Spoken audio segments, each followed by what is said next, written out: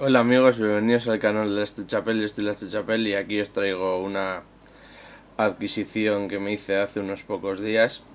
En principio, cuando vi el anuncio de que iban a sacar unos tanques de la Segunda Guerra Mundial y tal, por 5 euros eso, pensé, bueno, por 5 euros no está mal el precio. Luego dos factores que me hicieron tomar la decisión de no comprar ese fascículo fue el hecho que varias gentes mirando en varios foros dijeron que esos tanques no merecían tanto la pena puesto que no tenían un montón de detalles como otros tanques que habían adquirido anteriormente.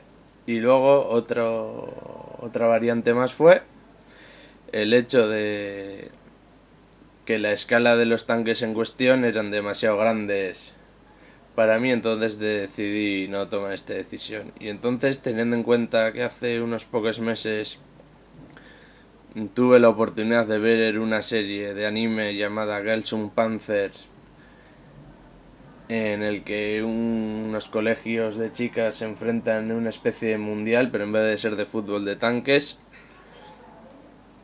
Y el tanque de mi personaje favorito fue un Stug 3 y en función a eso lo he comprado. Y aquí os lo acerco un poco para que lo podáis observar un poco mejor.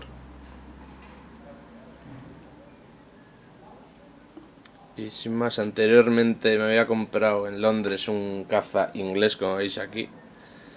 Deduzco que es un caza inglés porque lo compré en Londres. Y eso es todo, amigos. Hasta la próxima.